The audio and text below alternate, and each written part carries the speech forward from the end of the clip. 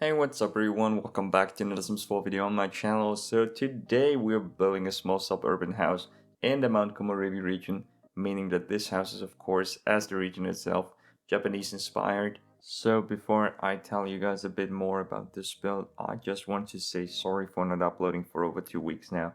But I was quite busy and couldn't do any building or editing. But now I'm back. Actually, I'm working on several other builds right now, so there should be more frequent uploads over the next weeks. And I'm still trying to figure out an actual schedule for my videos, but sometimes I'm stuck with builds and I don't feel like uploading stuff that I'm not satisfied with, which is also the reason I usually spend a lot of time finalizing everything that I build. This is also the reason why today's video is a bit longer than usual. So this took me around 8 hours to build, but I'm also quite a slow builder, and two additional hours to playtest and make sure everything works if somebody wants to download this. But now let me tell you a bit more about this particular build here. So as already mentioned, this house is supposed to fit the general style of Mount Komorebi, and therefore I tried to capture the aesthetic of Japanese architecture. So this is supposed to look like a house you would find maybe somewhere around the outskirts of a major city or like a small townhouse. So this time I didn't restrict myself to any packs or budget, but I initially planned for this to be a starter home. However, I think the aesthetic of the build is more important than keeping the cost below 20k. So just in case you're wondering or want to download this to play with, the lot costs around 52,700 simoleons, and I also used an absurd amount of packs for this, so be aware that you need a lot of packs if you want to download this house completely. So if you don't have a lot of packs, my next build is probably gonna be base game, because I also like doing base game builds. And I'm always looking for inspiration, so if you have any ideas what I could build, let me know in the comments below. So even though I used all my resources, I struggled finding the right windows just because I had a very distinctive look in mind, and I had to cut out a lot of the window search just because it was very long and not very interesting. And I ended up using a window from a Snowy Escape, which is the best one in my opinion.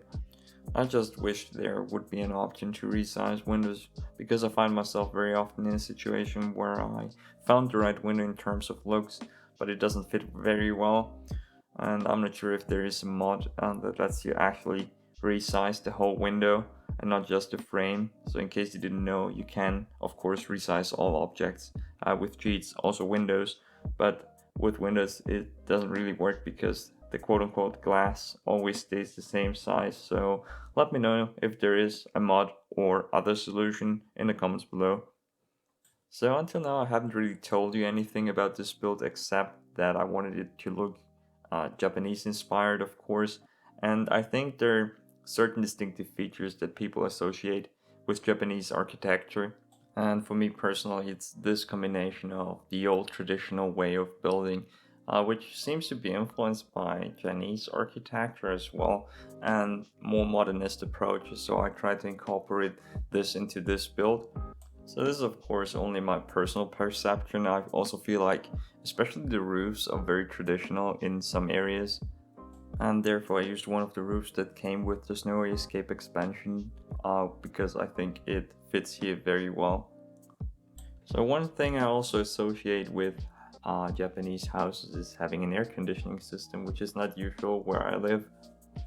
And what's strange, I also associate power lines with suburban builds like this one, because when you look up pictures of Japanese streets, there always seems to be an almost absurd amount of power lines and also traffic signs, which is also the reason why I try to integrate this utility pole you can see in the back here.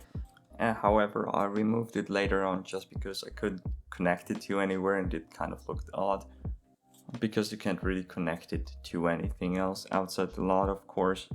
I also feel like that nature is a very important aspect of Japanese culture, so I try to integrate a lot of potted plants, but also a lot of bushes and other plants around the house, which you will see later on.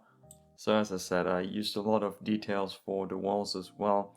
For example, this breaker box here, which is next to the hose, which might be a bit dangerous if you think about it. But I really like the looks of it, so I kept it there. I also saw a picture of a very similar house, and it had a blue trash can in the front, which was the reason why I was looking for a blue trash can for like an hour. And I'm pretty sure there is one in the game, but I couldn't find it. I think it's a debug object, and if you know where I can find this particular trash can, if there is one, a blue one, a round one actually, please let me know in the comments because this was driving me crazy. So at this point I was pretty satisfied with the overall looks of the house, with the facade, and so I started working on the landscaping a bit, and I was trying to figure out where to put all those plants. This one here in the orange pot, I really liked it there, but in the end it kind of disappeared in a bush, and I left it there just because I didn't want to remove all the plants around it, even though you couldn't see the initial potted plant anymore. So as I said before, I wanted to add a lot of plants all around the house, not only bushes and flowers, but also some types of vines, ivy on the sides of the house. So I added a lot of those wisteria vines from cottage living, I think, and I really like them. You can use them for different purposes, like here I put them on to the side just to make them look like they were growing on this particular wall, but I also used them later on to create the illusion of having moss on the rooftop, which you might have seen in a different build I did a while ago. And I also wanted to have a lot of rocks here. I like the debug ones. I think they're from base game. They have a bit of moss on them, so there's some nice texture to them.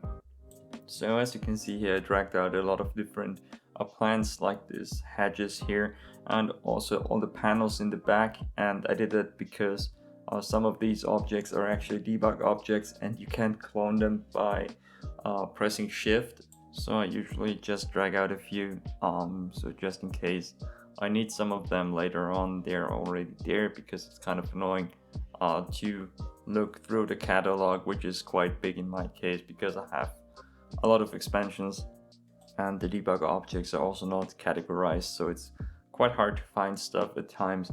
I know where certain objects are that I need a lot, but not all of them, of course. So it's easier to just drag out several objects and delete what you don't need later on. And that just rhymed, I guess.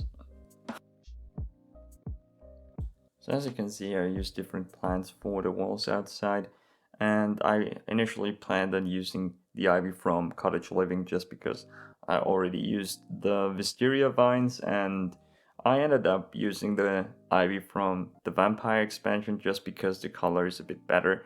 So one thing I just recently noticed was that those stone slabs you can see in the front, those are debug objects from base game, and what I noticed was that Sims can't actually walk over them, so they have to have a different path to enter the house, and in this case they just used the platform to the left, which works fine, but it's kind of odd that they can't actually use the pathway that I created here.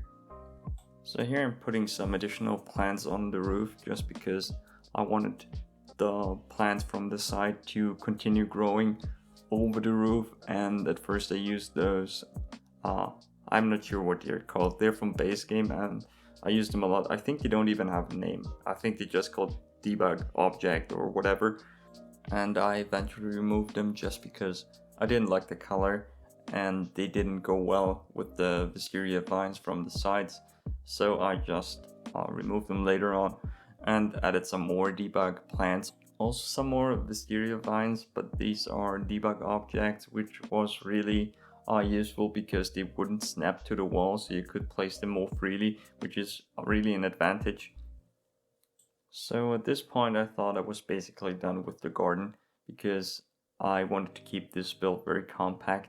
I also didn't plan on having a parking space or a car at first, but I added one later on and I really like how it turned out, which you will see later on as well.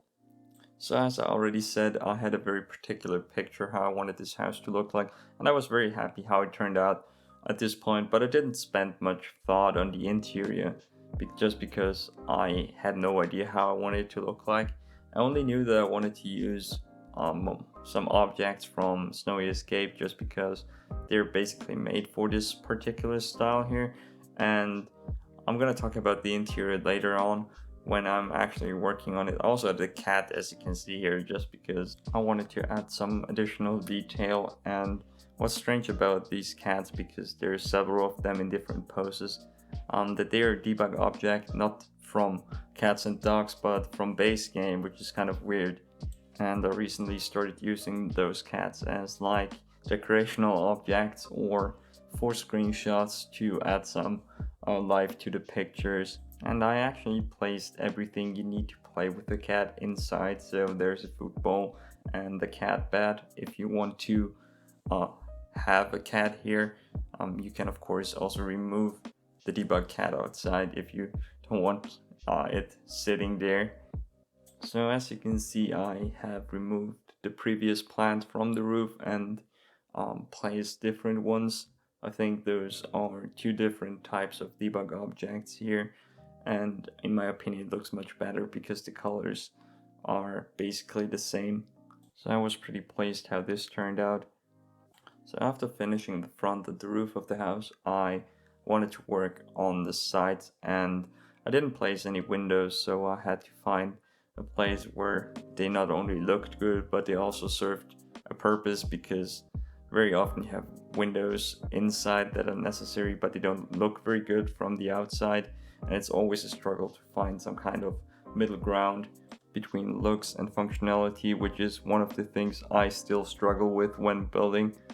I actually cut out a lot of me trying to figure out where the window should go because it was a very long process, and in the end it turned out fine. I like how it looks now, and I think they are also in spots where they actually serve a purpose.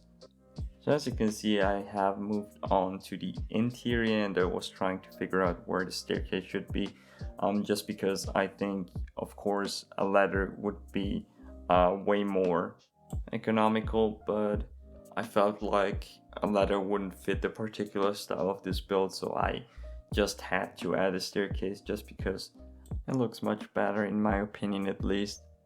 Also, this house is very small, so I should have used a ladder maybe, but in this particular case I like the staircase a lot more, and it also worked out very nicely with the kitchen.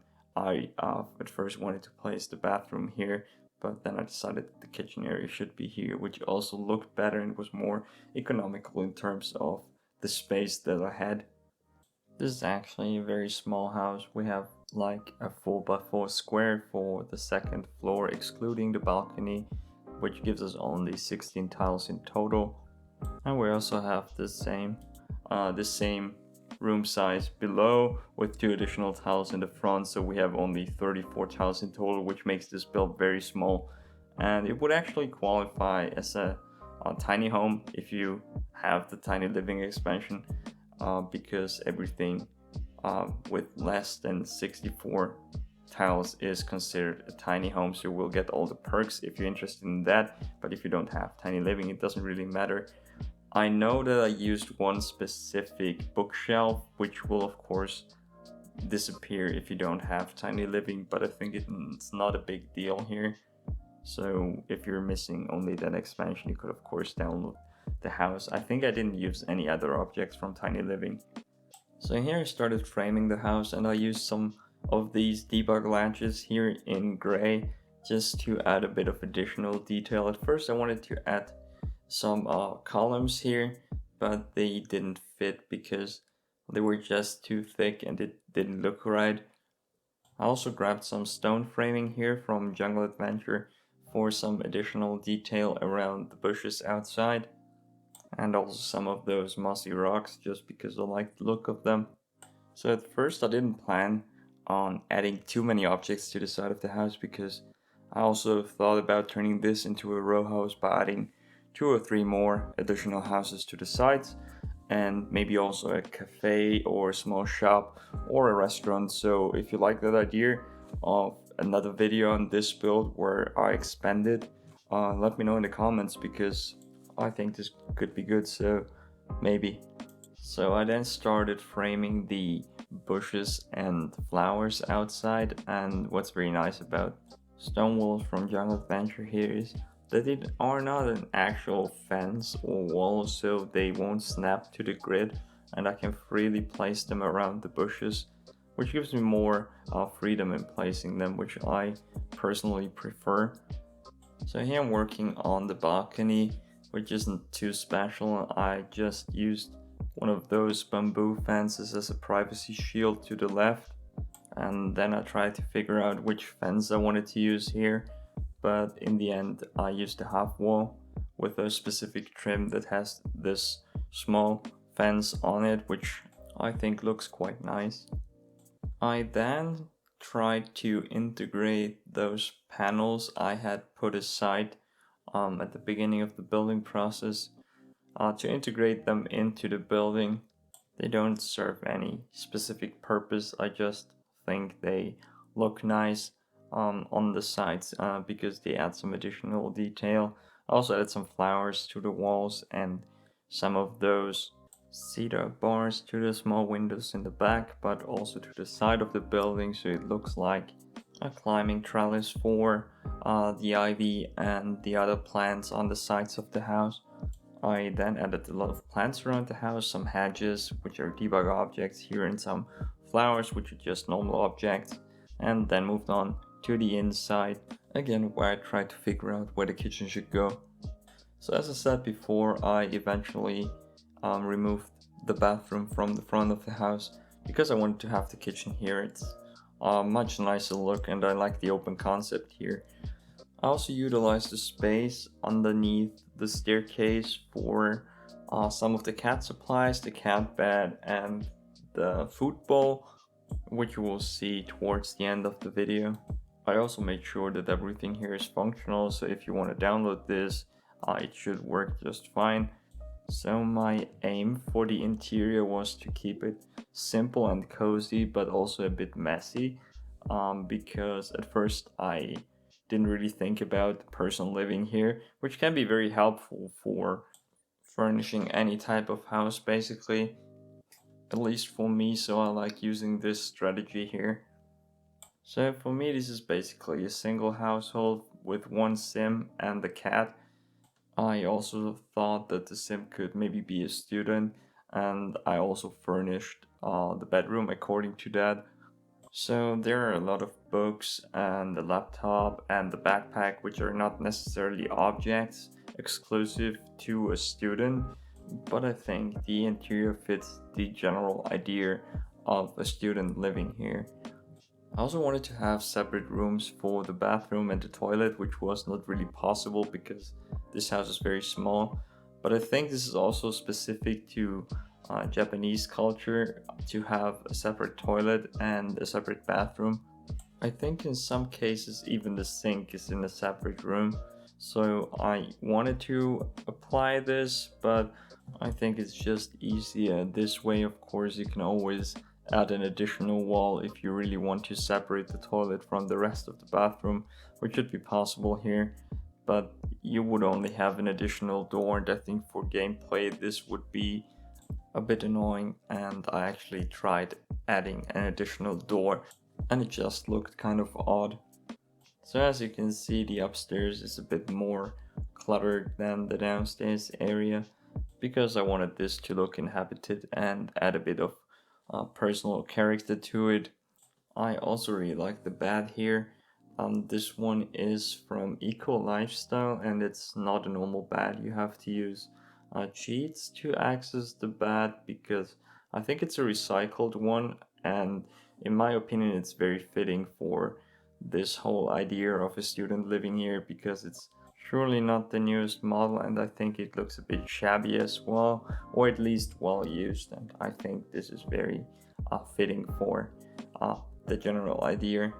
I mean, it's not very likely that a student would actually own a small house like this one, but I thought maybe it's a rental or it's part of the university housing.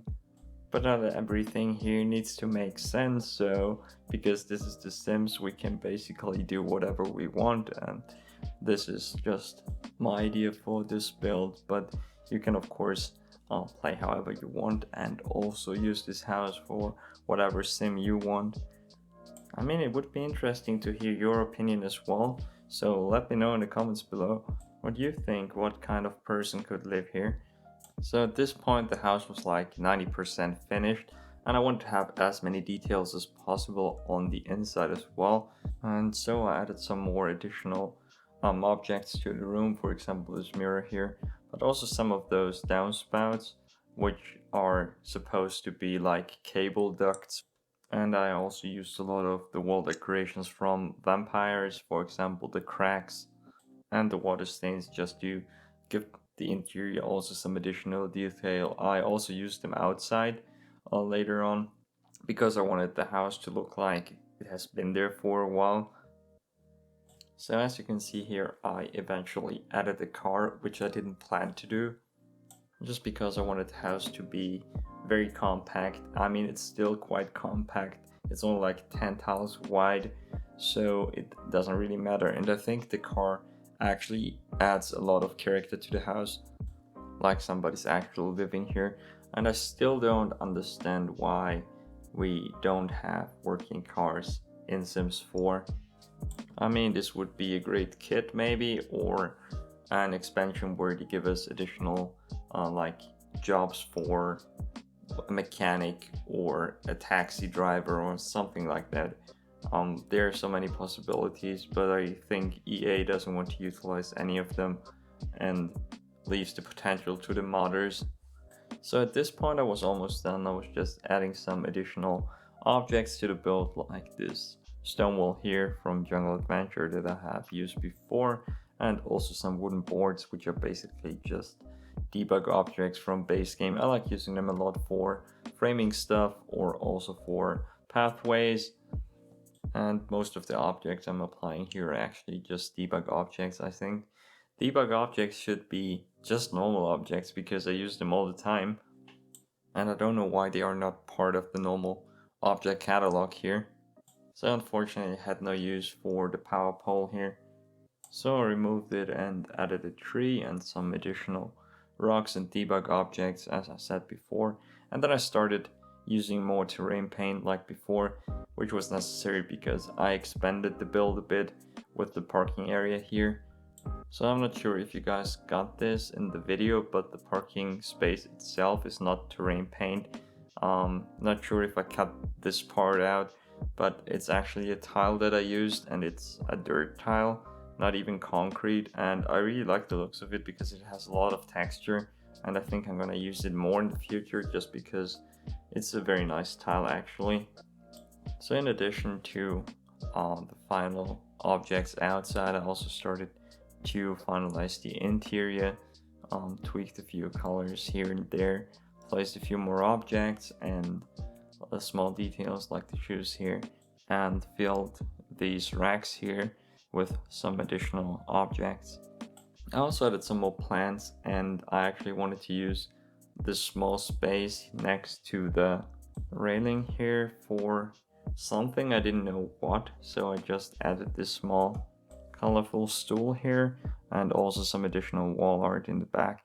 So I almost forgot that the counters from Snow Escape, which I used here, do have additional storage underneath, so I started decorating here at the end basically. I think it's great that you have the option here of putting stuff in the counters, but it doesn't work very well because the stuff would just randomly clip to it, and it would also accept items that are way too high or way too large, which is kind of weird.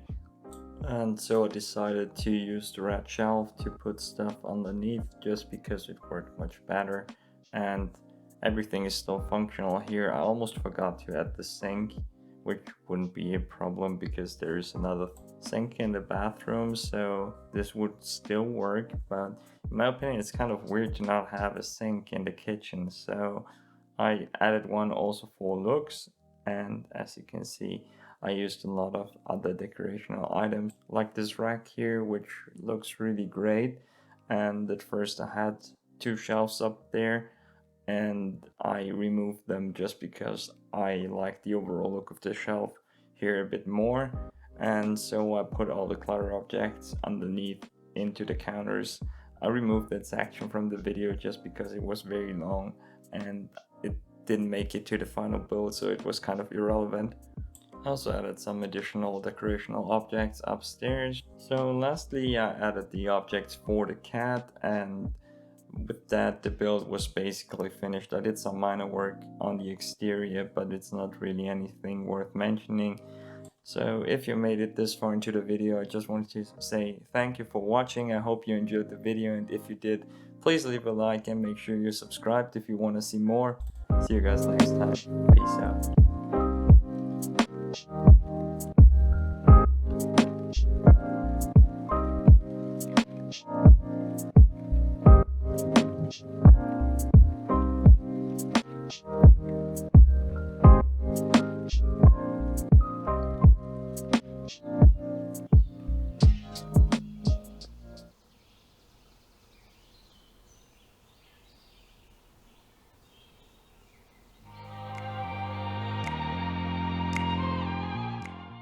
Hey, what's up everyone, Luke here with a brand new video. Thank you for joining in. Today we're building a Japanese-inspired house here in Mount Komorebi.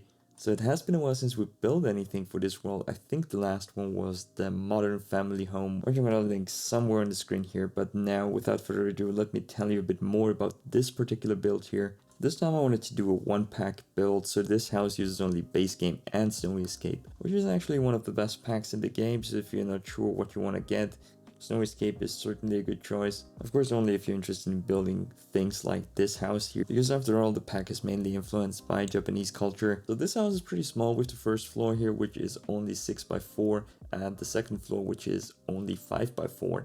Initially, I planned on having 2 bedrooms in here for a family of 3, but it didn't work out because I didn't have enough space upstairs, and I didn't want the house to be too cramped, so I decided to go for a single bedroom. So it's a house for 2 Sims now. And I know a lot of you guys want houses with more bedrooms because you play with bigger families, and I promise the next build will have more bedrooms because it's actually the Japanese inspired dorm. So recently I uploaded a short and you guys really seem to like this aesthetic here, which is a bit more modern than this one, and I want to build the dorm next because I think this could be fun, and since we have for rent now, it would also be functional, I guess. I'm not sure. I don't own for rent because for some reason I never got it. I wasn't too interested in the world or the objects or anything. But to my knowledge, you can split up a lot into up to 6 units, which would be perfect because we would have 6 bedrooms and some common areas. For example, I want to do a kitchen, a games room, and I also want the bathroom to be on the hallway. So basically a shared bathroom for all units. I think that could be fun, so I'm gonna build that next, especially since you guys seemed interested in that. But now finally back to the build here, because I haven't told you much about this one here. So I wanted to use different wall patterns here. I think I never used the blue greenish one here like ever, but I really like it here. I think it looks almost perfect, so I try to use things that I haven't used before more often, because I also get bored by using the same objects over and over again. I also use base game roofing here, but I wanted to use only windows and doors from Snowy Escape because I think they fit best here. This time we also have a carport, and not a garage, a carport, which will be accessible later on, because it's basically a rooftop patio, or rather large balcony basically. It's basically a small rooftop garden because later on I added some planter pots here. So these plots of grass here are also very useful. They come in a lot of shapes and they're actually base game. They're great for adding some additional detail, and I think they fit the aesthetic here very well. And what I associate with Japanese houses, I think I said it in my last video as well, is ACs. For some reason I think they're much more common in Japan than where I live. I think almost nobody here has an AC in their private homes. I also think it's a nice little detail just to give it a little bit of extra realism here. So for my fence I also used debug objects here, mainly because I don't like using regular fences as fences because they basically restrict you to the grid. You can also not build them directly on the edges of the lot, which is kind of frustrating. So I tend to use debug objects more frequently. I think they look very nice here, and I think they also fit the aesthetic.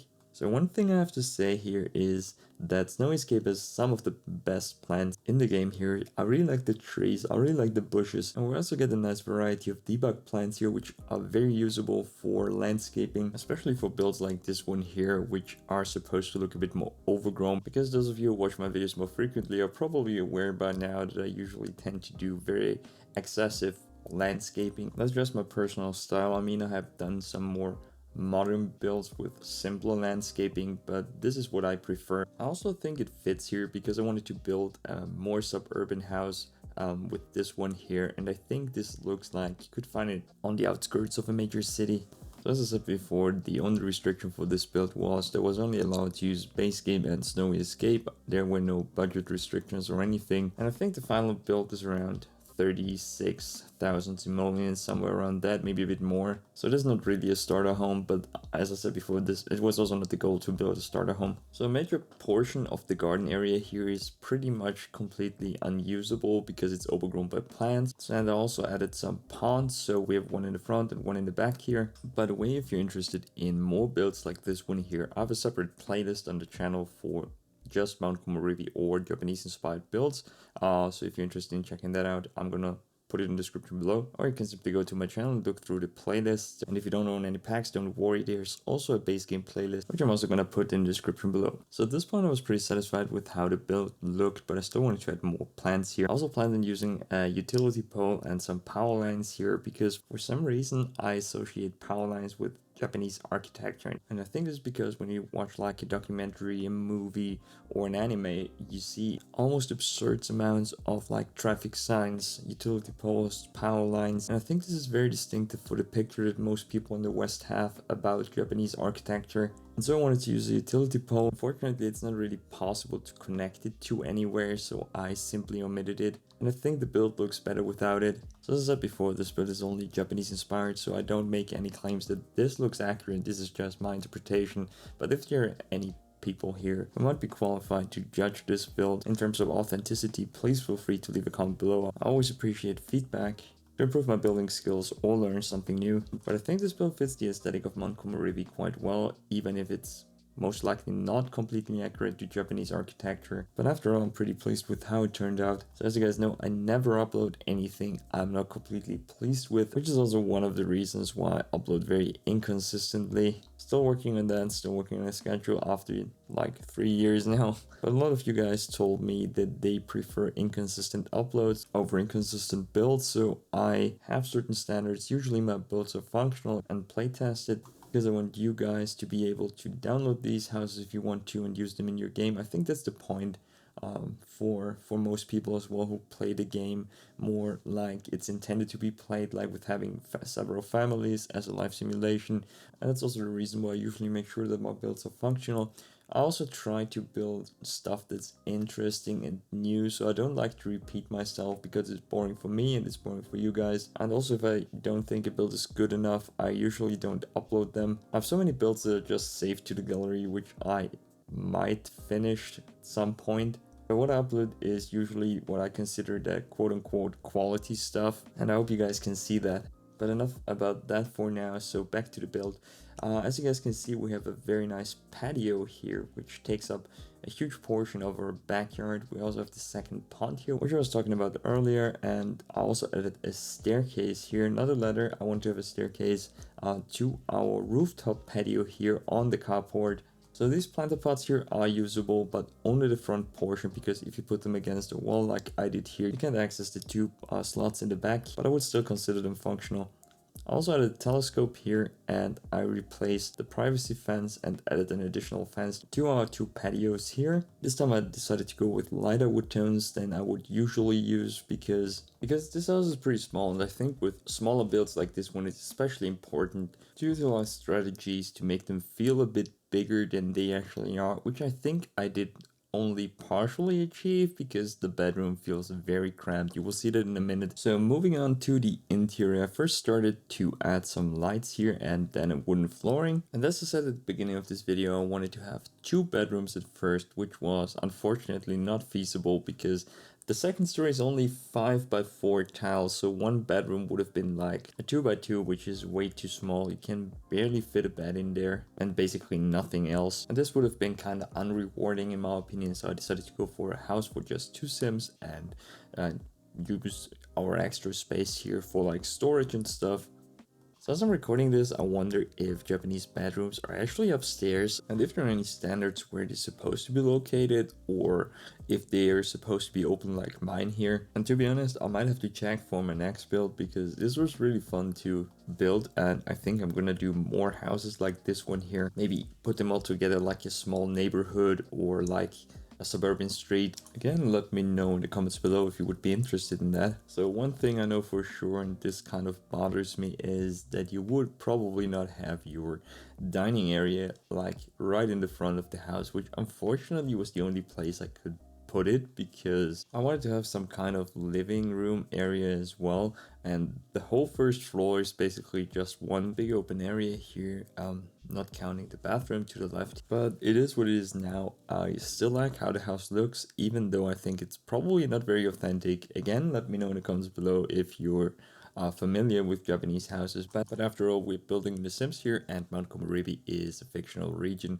and that's also the reason why I just called this Japanese inspired. By the way, Mount Komorebi, I was like, when I realized what Komorebi actually means. And I think it describes the way sunlight is filtered through leaves, or the play of sunlight through leaves basically, which is very interesting to me because I think other languages don't have a specific word for this. And I think people in Western cultures focus too much on the light and not on the connection between these two opposites. And now it's getting kind of poetic here.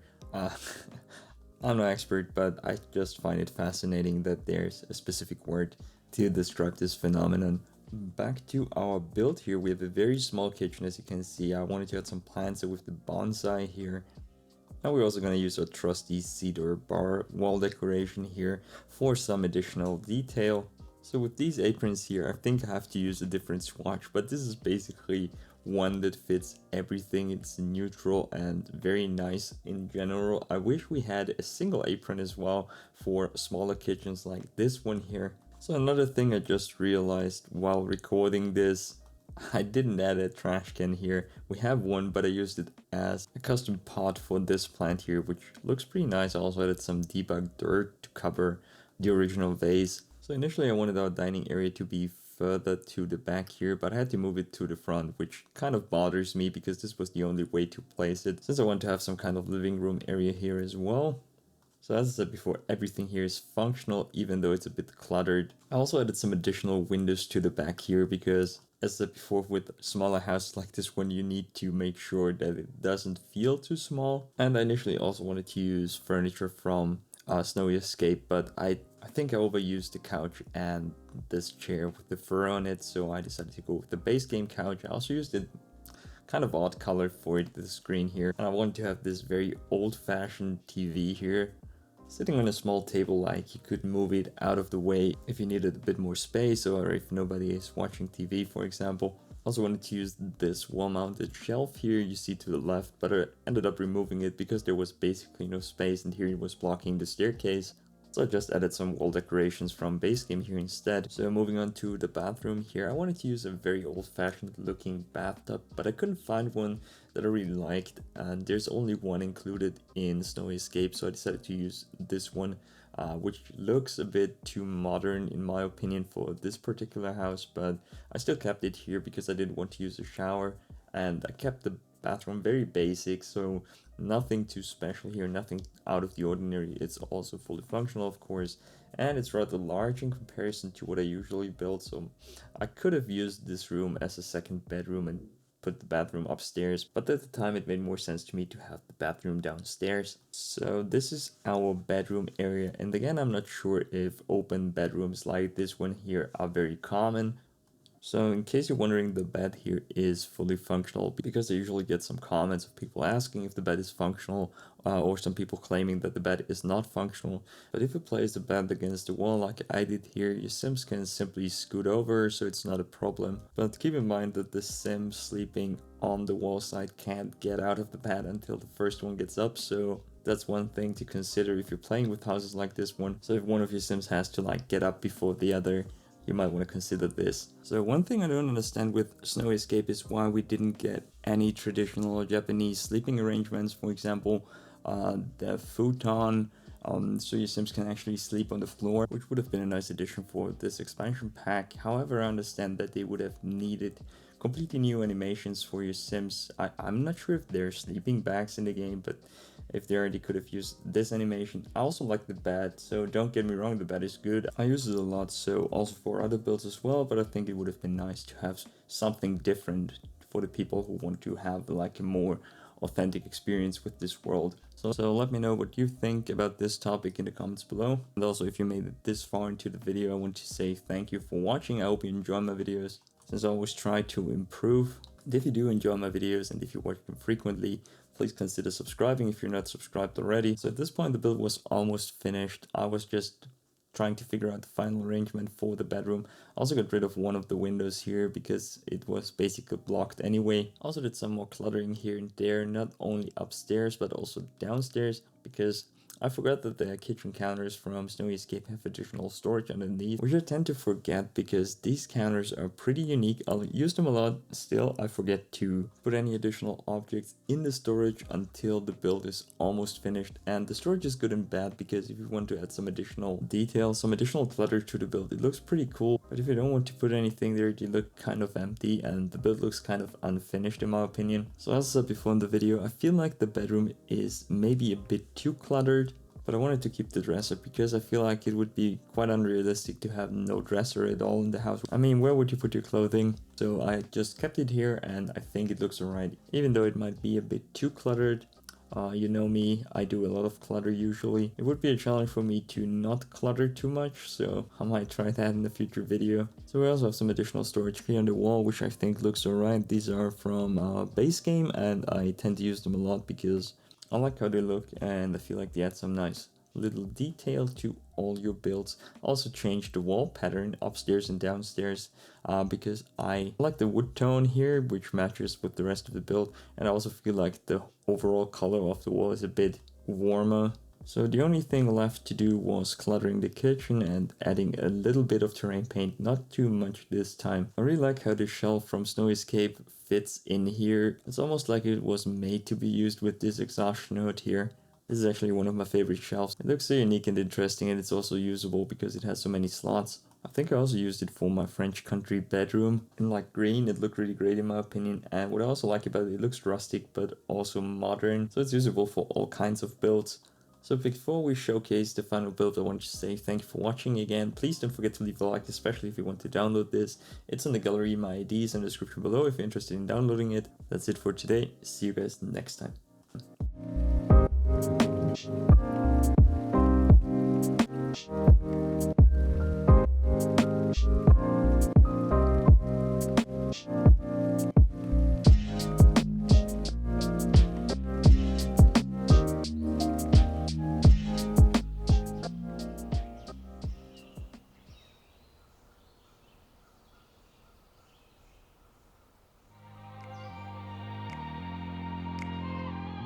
Hey, what's up everyone, welcome back to another Sims 4 video on my channel. In today's video, we're building a modern Japanese inspired family home. So it has been a while since we built here in Mount Komorebi, and today's build is actually a one-pack build, so I only use Snowy Escape and of course base game, so you don't need any additional packs if you want to download this. My ID is in the description below as always. So as you can see, I started building this house on a hill, which I covered later on with lots of plants and some boulders and rocks all around the house to give it a more natural look. And I really tried to blend this house into the surroundings, and a really good way to do this, which I recently learned about, which is basically very straightforward, is to use plants and other objects you see around your builds. But for this build I wanted to use the plants from Snowy Escape anyway. So initially I thought this lot would be too small for this type of house because it's only a 20 by 15 lot, which is quite small, but I think I managed to build a house that feels spacious and actually is quite spacious. And I tried to make up for the lack of garden area here by having several platforms, which are basically patios, because I used some seating accommodations there. So you Sims can go outside and use them. I also tried to use some skill building items here. So we have an easel, which you will see later on.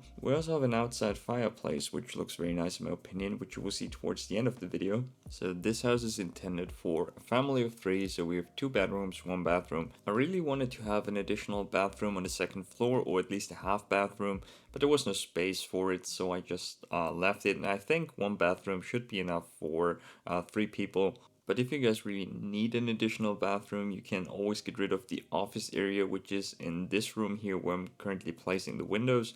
You can also use this room as an additional bedroom. It's quite small, but I think it's enough for 4 small kids or teen bedroom. So if you have a family of 4, like the parents and 2 kids, this should work just fine. If you don't need the office area, I just wanted to have it because I feel like this would be the place where I would have my office if this was a real house. I think you could also split the master bedroom if you have like only 1 adult living here, like a single mom or anything like that.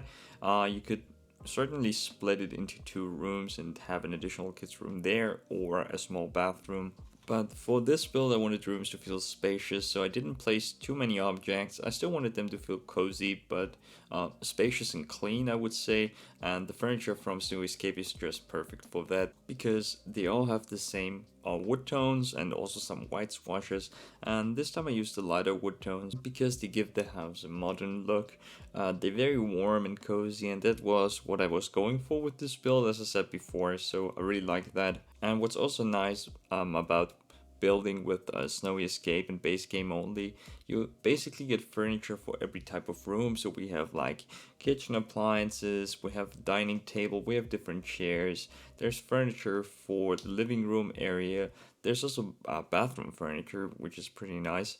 And we also get outdoor furniture, for example this picnic table here, which also matches the rest of the furniture very well. It has these furs or fake furs on the benches, which makes this also very nice looking, very cozy. I like to use it for like modern Scandinavian builds as well. So I would say Snowy Escape is one of the best packs you can get. There's a lot included here. Also the world is very nice. So for parts of the house I wanted to use this stilt foundation here, but the pillars looked a bit small, so I decided to use different rocks here, which are from base game actually, and I tried to stack them using the tool mod. I'm gonna link that in the description below for those of you who are new to the channel. I also used some debug columns to cover the rest of the smaller stilts here because I feel like they look a bit unrealistic because they're so slim, and even though they're basically just burying the patio area here, in addition to the stones on the left side, I feel like it looks better with the debug columns, which we'll see later on in the video. I also used more rocks on the left hand side, as you can see. I'm not sure why I've never used these flat rocks before, because I've never seen them there from base game, or I ignored them. I'm not sure about that, but I was really happy when I saw them for this build because I think they're exactly the right color and also the right shape. I really like that you can stack them, and this actually inspired me for a future build which I will upload in the upcoming weeks. By the way, since it's almost December, I wanted to ask if you guys want to see more seasonal builds, like stuff for Christmas or like winter themed builds, because where I live it's cold. Just let me know in the comments below. I'll probably do a mix of seasonal builds and regular builds like this one here, where I just upload some builds that are basically finished now. I also thought about uploading a video of all the builds sitting in my library, of which many will probably never get finished, so this way I could at least show them to you, and maybe we can decide on which builds actually deserve to be finished. Let me know in the comments below if you would be interested in that. But now back to the build. As you can see, I started landscaping here. So after placing all the rocks and boulders and stuff here, I decided that it was time to add some more rocks and boulders. I also have these mossy stones here, which are a debug object from the Snow Escape expansion. I'm not sure what these are supposed to be, and I also couldn't find it out, so if somebody knows, I'm pretty sure there's a real world equivalent to them.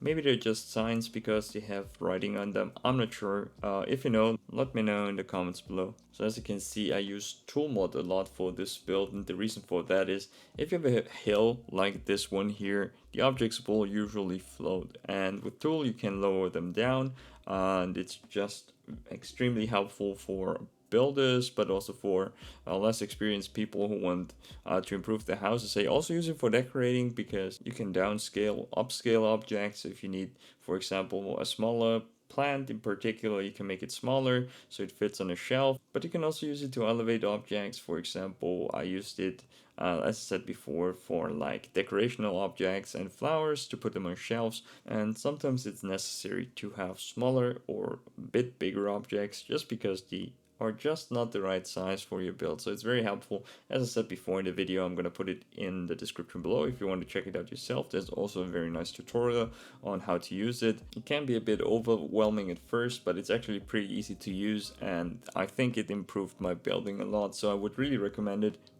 So as you guys can see here, I'm placing more of these mossy rocks, signs, whatever they're called. I think the name is just debug, so I can't really put my finger on what they are supposed to be. So usually I use them to add moss to objects, to rocks especially, but you can also use them as a border. For example, here I used them to frame this section here underneath the patio where I wanted to put an easel because I had this staircase here leading to nowhere and it was kind of obsolete, so I had to add something here and I think it looks very nice. Moving on to the interior, as you can see, I added the staircase, which was really hard. I almost wanted to stop building, so I almost scrapped this build just because the staircase was so annoying. I cut out the portion where I tried to place it because it was like half an hour long and I couldn't figure out where to put it. So the problem here was that staircases take up a lot of space.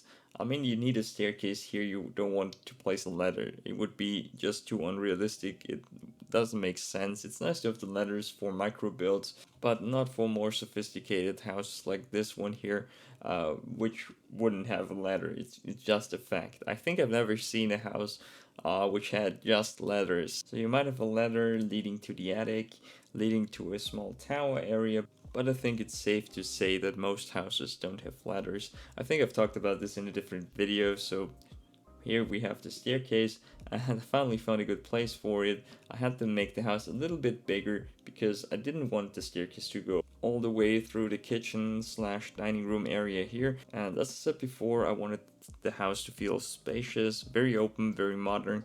So we have an open concept here, of course, where the kitchen is connected to the living room area, which is on the right hand side. You will see that in a minute.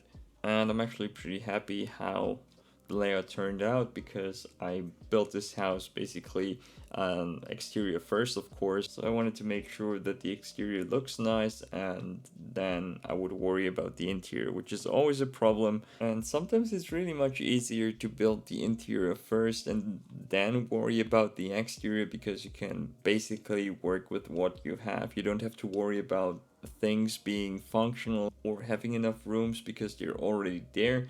I mean, let me know in the comments below how you build. I usually jump around a bit, so there's not really a sharp line between exterior and interior, so it's usually for my videos when I build the complete interior first or the complete exterior first, or for stop motions, of course. But I think most people tend to work on the exterior first a bit, then move on to a room, then continue to work on the exterior, then do some landscaping, then you find an object you want to use and go back inside. I think that's the most common way, but it's a bit chaotic for videos, so I apologize if this makes my videos hard to watch, because there are some people out there who are really disciplined and they build one room after another, but it's just not my style because I always find some objects I want to use later on which I didn't think about or which I've never seen. For example, the rocks I used outside, which are stacked underneath the patio, so you always find new stuff. So this time I also wanted to use a coffee maker, which I also forget about, which you can see here. I usually don't use them for some reason, just because I forget that they're there. And as I'm usually building tiny homes or even micro homes, there's usually not that much space in there, so I can't really use the only counter space I have, which is also the reason why I don't use a lot of decorations on counters in smaller houses, just because I want them to be functional. As you can see here, there's enough space. We have this corner counter here, which is functional, so everything here is functional. I play tested this house for hours because some things didn't work for some reason. I had one chair that didn't work, then another chair that didn't work, so I had to do some readjustments here. also the easel didn't work down there, which I wasn't surprised, but I also fixed that so your Sims can actually paint there. And I had to move some objects in the master bedroom just because your Sims couldn't enter the room, so they had to go around, use the outside stairs and then the glass door to enter the bedroom, which was also not very convenient. But now everything should be functional as always. Let me know if you encounter any problems, but I take pride in making sure that my builds are functional for you guys, and just in case somebody wants to use them in their gameplay. So it's really important for me that my builds also work, because I think I also talked about this in a different video. There are some amazing creators out there which build really cool stuff using tool and other mods and also some custom content which I didn't do here. And the builds look amazing, don't get me wrong. I really like looking at some eye candy builds, but I can tell that they're not usable. And also some people uh, tell me in the comments that my builds are not usable sometimes if they're very small or somehow particularly detailed or cluttered. But trust me, if a build is labeled functional, it is play tested and functional. So I usually mention when my builds are not functional, there are just a few of them. I think the overgrown library or whatever it was called, just a shorts video, was not functional just because it wasn't the goal. So long story short, this build here is fully functional as most of my builds. And as I said before, if you want to download it, ID is in the description below. If you download anything from the gallery or just enjoy my videos, please don't forget to leave a like. It's the easiest way to support the channel. But now back to the build. As you guys can see, I used very light wood tones here. And also some larger plants which are from base game. And as you can see, most of the furniture I used is from Snowy Escape, and I really like using the Snowy Escape furniture because the aesthetic is clean and modern, but also a bit traditional. And what's most important here is all the objects have the same swatches, so I can use this very nice light wood tone here for every object in the house basically if I want to, which I basically did. But I also used some objects from base game, of course, which are not included in Snowy Escape. For example, the skill building items. We have the easel, we have a guitar, baseball bat, and of course all the electronics. So just to give you guys an overview here, on the first floor we have the kitchen slash dining area here. The only bathroom in this house is also on the first floor, which is kind of unfortunate because I really wanted to have at least another half bathroom here on the second floor, but there was just no space for it. I mean, you can always get rid of the study area if you really need an additional room for anything, but currently there is just one bathroom in this house, which I think should be enough for 3 people. On the first floor is also the living room area and an additional bedroom. There's only 2 rooms upstairs, which is the master bedroom and the study I was talking about earlier. You could also use it as an additional bedroom. It's not very big. I think it's a 4x2 room, so not that big, but enough space for an additional single bedroom.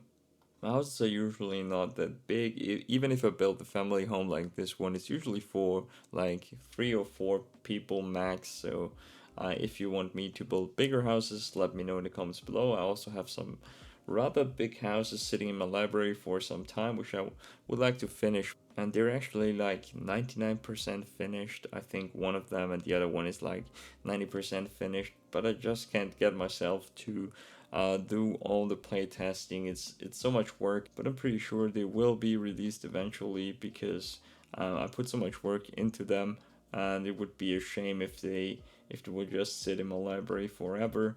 But at the moment I don't have that much time, and I wanted to build something I could actually finish. I wanted to upload this on Saturday, but I also couldn't finish it in time until then. And the reason for that is that the playtesting took a lot of time, as I said before. I just couldn't figure out what was causing the problems. It was probably some plant or bush, because the bushes and plants from Snowy Escape are notorious for causing problems. I had this problem with the modern Hobbit hole as well, where I had bushes on the roof, of course, because it's an underground house, and one of the bushes caused basically the bathroom to be non-functional, and I couldn't upload the house, of course, this way, because everything has to work. As I said before, if I upload my houses, they are usually play tested and fully functional. So this is the master bedroom. As I said before, it's a rather big room compared to the rest of the house. And if you really wanted to have an additional half bathroom or another small room, you could certainly separate this room using the wall tools to create some smaller rooms here. If you place the bed against the wall, there shouldn't be a problem. It should still be usable because your Sims can scoot over, of course.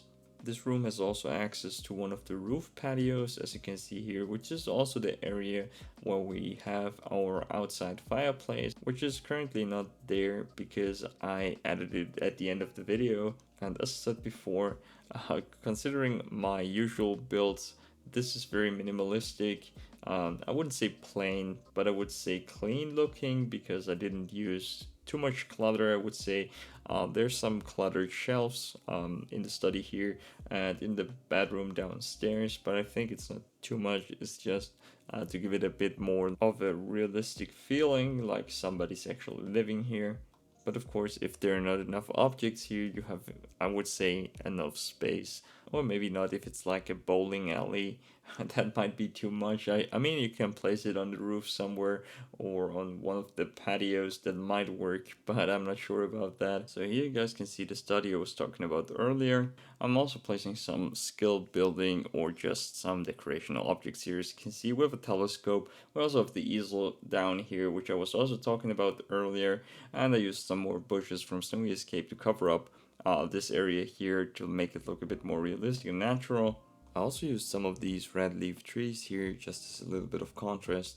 I really like how they look. I think they're also from Snowy Escape, but I didn't want to use too many of them. So just a little bit of color, not too much, because the house is very gray.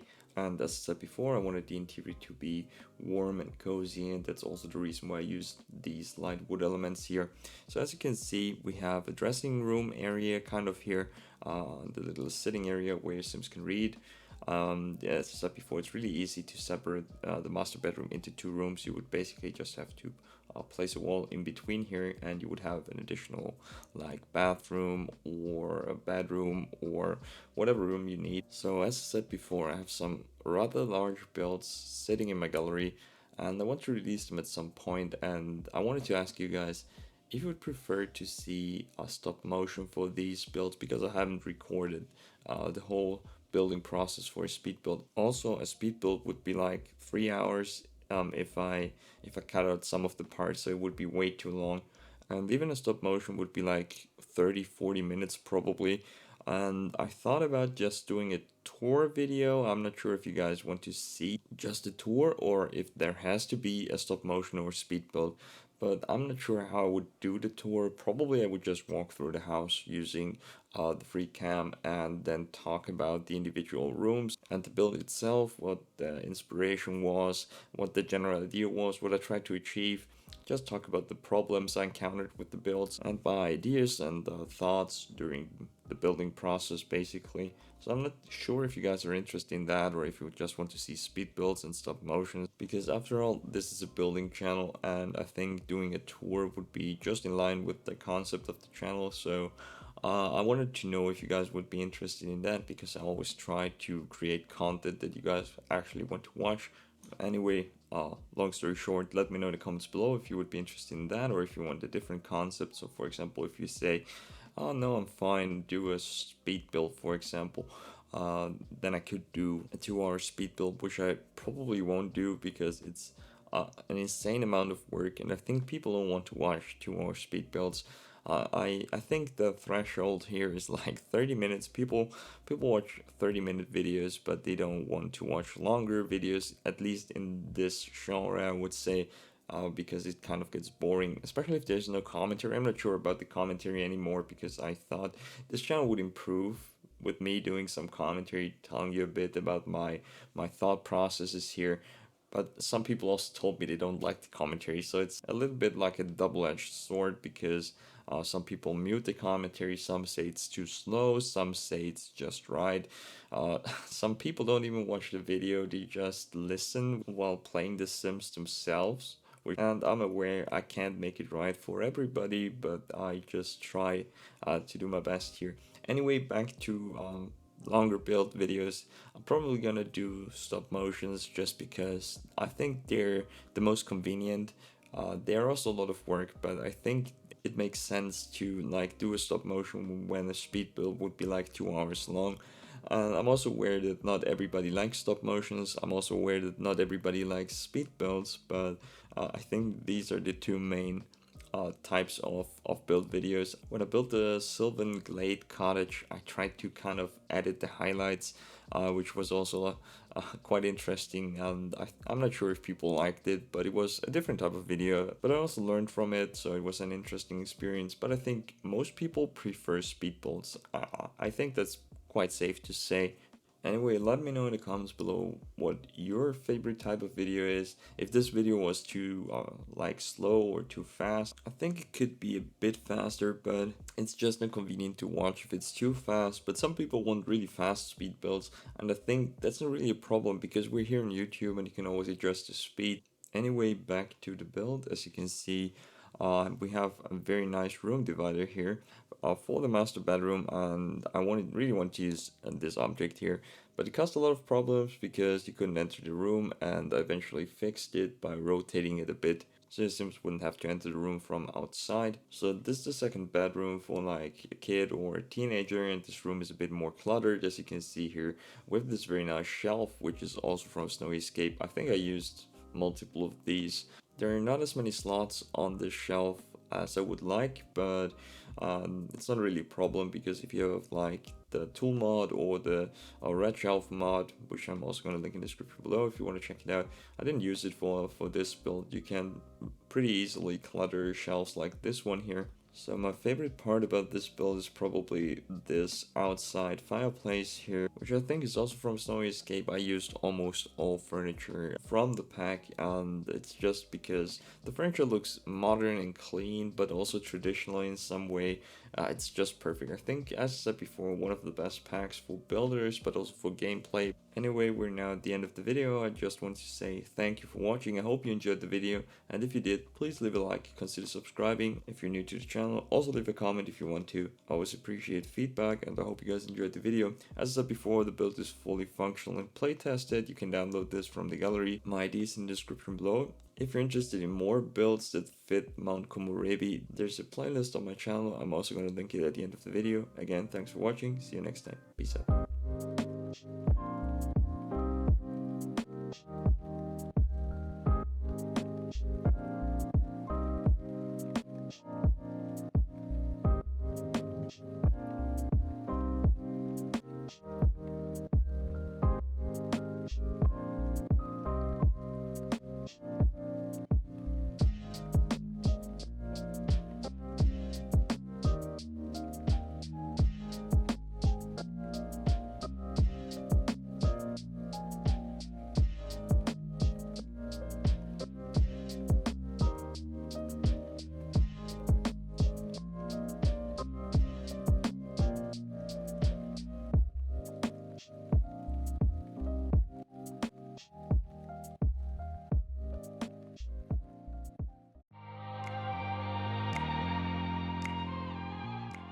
Hey, what's up everyone? Welcome back to another Sims 4 video on my channel. I'm still a bit sick, as you probably can hear, so I'm sorry if this video is a bit nasal. Anyway, today we are building some Japanese-inspired townhouses here in Mount Komorebi, which is one of my favorite worlds, as you guys know.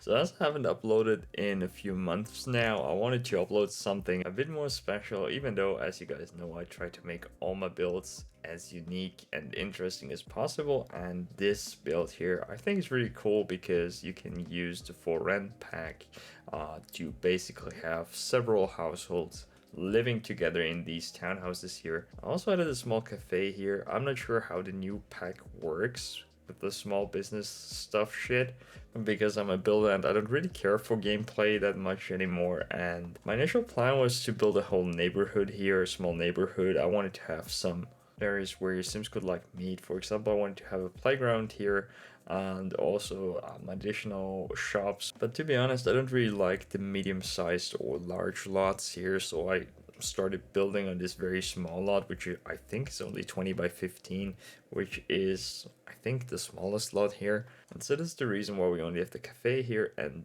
these very small townhouses. To be honest, they're only for, I would say, a maximum of 2 Sims, because as we'll see in a moment, they're really, really small. They only have like a kitchen with living room area, which is all one room. They have a very small 2x2 bathroom upstairs and the bedroom. That's it.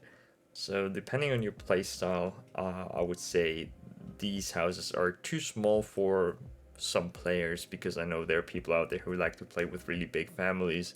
But I think it's also a challenge for me as a builder to like furnish these very small houses, which I really enjoy doing.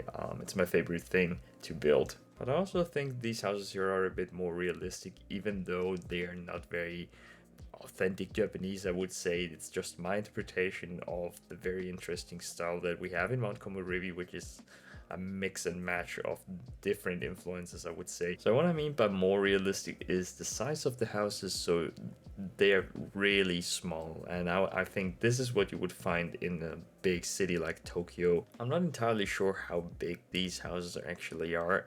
They're not exactly the same size, but they're all 4 tiles wide, which is very small. So you also have to take into consideration that there's stairs leading to the first floor here, which also takes up a lot of space.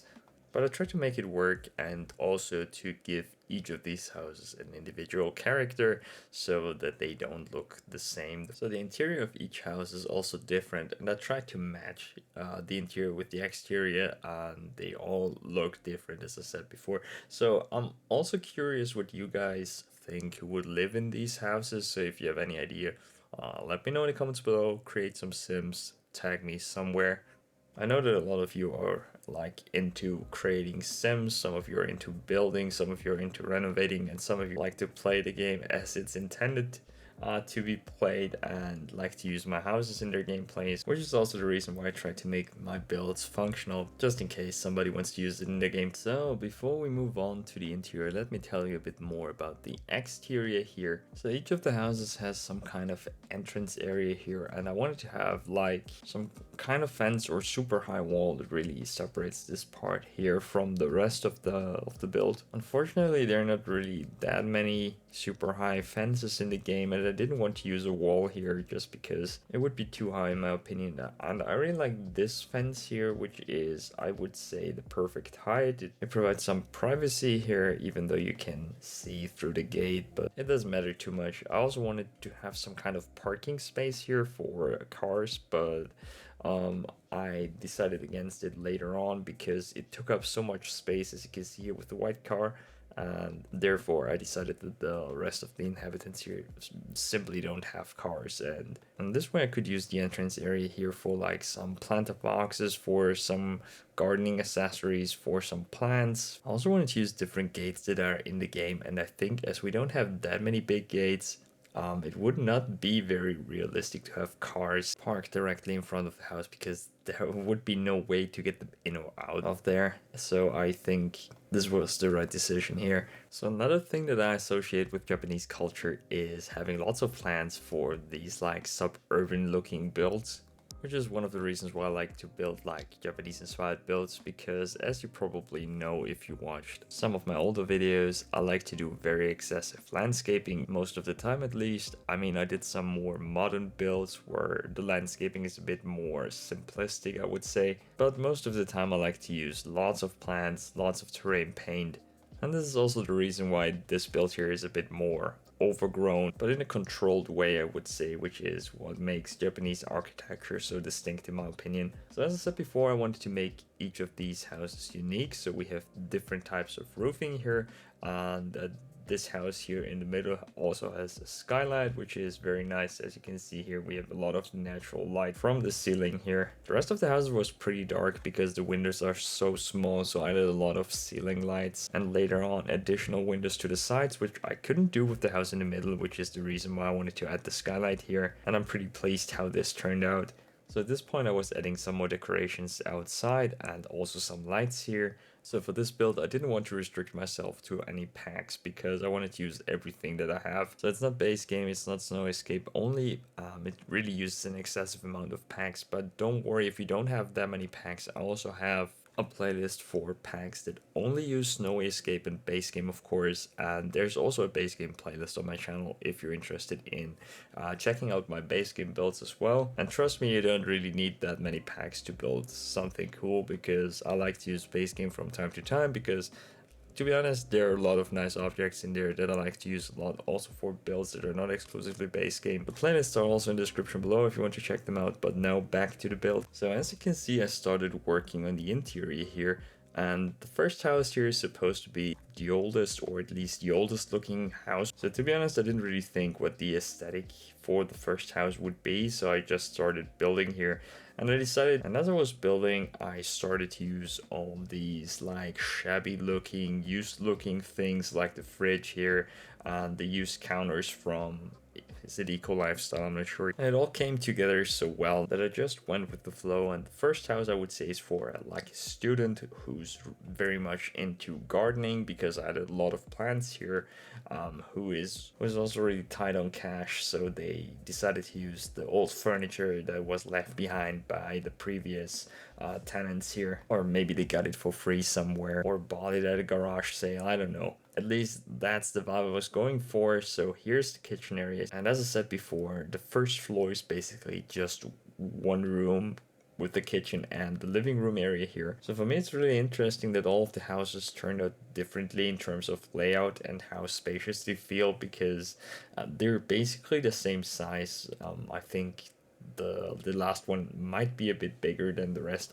The middle one is certainly the smallest, I'm pretty sure about that. But it was a lot of fun furnishing these houses because they're also different, and at first I was a bit nervous because usually furnishing one house and playtesting it takes up a lot of time, but this time I was just building. I really enjoyed it. I had some good music on, I had a podcast on, I was simply building, which was really nice. I really enjoyed it because sometimes it's really hard for me to build because I try to make everything perfect, and I focus on every little detail, and it's so exhausting sometimes that I simply stop working on a build. There's so many builds in my gallery which I will probably never finish because I encountered some kind of problem, and I simply lost interest in finishing the build because it wasn't fun anymore. So I start working on a different build, and it's kind of frustrating for me as well because there's so many good builds in my gallery which I simply abandoned. But I really wanted to finish this one here, so I put in the effort, and I'm glad I did because I really,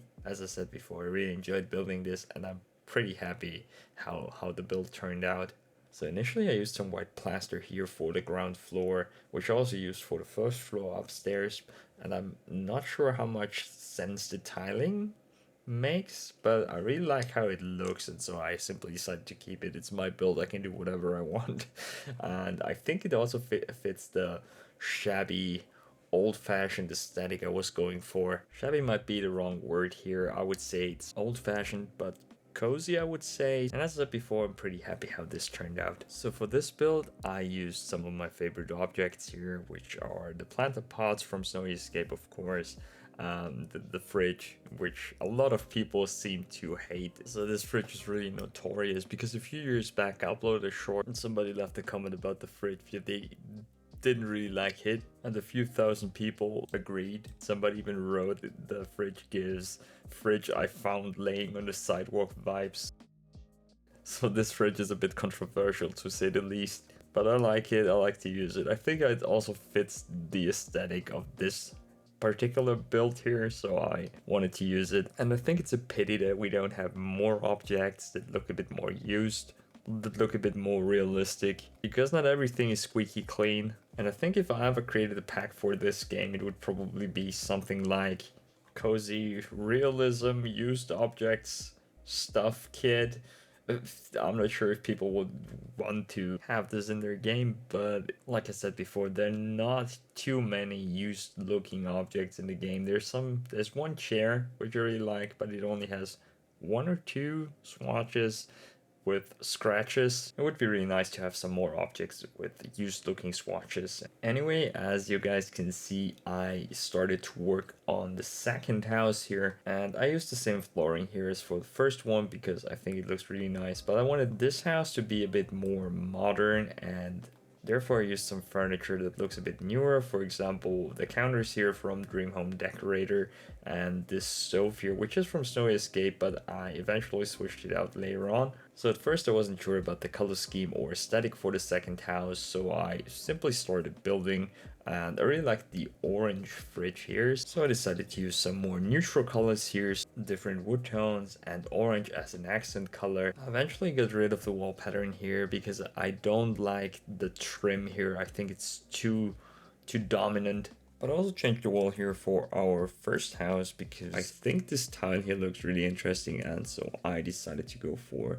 something a bit more unconventional because I'm not really sure if having tile in your living room is a thing. Let me know in the comments below if you have a living room or if you have ever seen a living room that had tiled walls. For flooring it's fine, but I think I've never seen tiled walls in a living room before, so I think I would consider it unconventional. So as these houses are really small, it's really difficult for me to add windows because, for example, the center house here has basically two walls where I can add windows because it's built in between the first and the third house, so we have only the backside and the front side. And I wanted to add windows to the front as well, but I couldn't do so on the first floor here because I think at the time I was building this, I felt like it wouldn't look too good, so I decided to just have doors in the front and move the windows to the first floor. So as per usual, I tried to squeeze in as many details as possible, even though I did a little bit less cluttering than usual. So as you can see, these houses don't really have living room areas. It's just like one larger medium-sized room here for basically the living room, the kitchen area and the dining area all in one. And on the first floor we have our very small bathrooms, which are just 2 by 2 squares, and the rest is for the bedroom. So these houses are really small. I'm not sure if they would be sufficient for you guys or if you guys would like to live in a smaller house like these here, but I feel like they're pretty fitting for what I'm trying to build here because in most major cities, even in the outskirts, living space is scarce, I would say, and I think these houses could definitely exist and probably do exist. Anyway, I told you guys before that I wanted to build something a bit more modern for the second house, and I tried to continue that theme, but it turned out more minimalistic and still kind of rustic looking, but I kept it because I think it fits the overall aesthetic of the house. And to be honest, most real houses don't really have a theme going on for the whole house, so there's like a theme for the room, I would say, but not for the whole house. So I think it's fine. Don't get me wrong, I've built rooms and houses with an overarching theme, but I didn't want to do that here. So as I said before, I think it's fine. But if you really dislike it, you can of course redecorate the whole house, and don't fret, we have a house with an overarching theme, which is the blue house to the left, which I will start furnishing in a second. But first I needed to add more plants to the roofs because I like how this looks. I feel like it's the right vibe for this build here, and so I decided to add more plants to all of the roofs. And to be frank, I really wish we had plants to decorate roofs. I'm not sure if there are any. I know that there are some that go on walls, which I also used here, but I think we don't have any plants that are explicitly used for roof decoration. I think it would be difficult to implement in the game because roofs can be all shapes and sizes, and I think it would be difficult to put that in the game, so I'll have to make do with what we have, and what we have is good, not great, it's alright, but it could be better. But I think this can also be a good thing because for us players, it's an opportunity to be creative, to use what we have in different new, creative, and interesting ways. And I've learned so much from other builders when I check out their builds on social media or if I check out their YouTube videos, of course. And this helped me to further improve and develop my own techniques, which you guys are probably familiar by now if you watch my videos more frequently. But as I said before, the most important aspect with this game is be creative, build what you like. If you're not passionate about it, just don't do it. which is also the reason why I didn't upload much recently. Not much is really an understatement. I didn't upload anything new because I was really busy doing other stuff, working. But I have so many unfinished builds sitting in my gallery, which I would like to share with you guys, to use in your games, to use for challenges, to just check out and look at different types of builds, which hopefully inspires your building as well.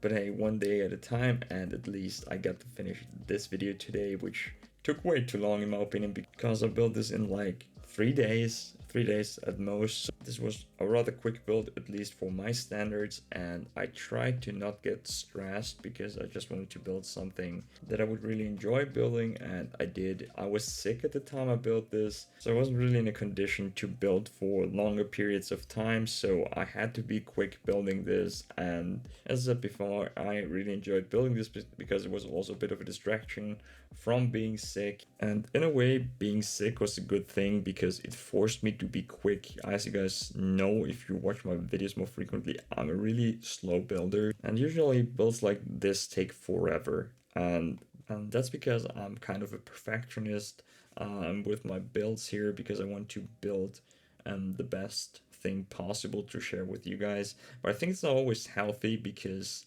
if you obsess over certain details that could be different, not necessarily better, but just different, I think it can be very stressful at times. And being forced to build more quickly was kind of refreshing because, as you guys can see, the house turned out pretty good in my opinion, at least. If you don't like it, again, let me know in the comments below. I take any kind of feedback.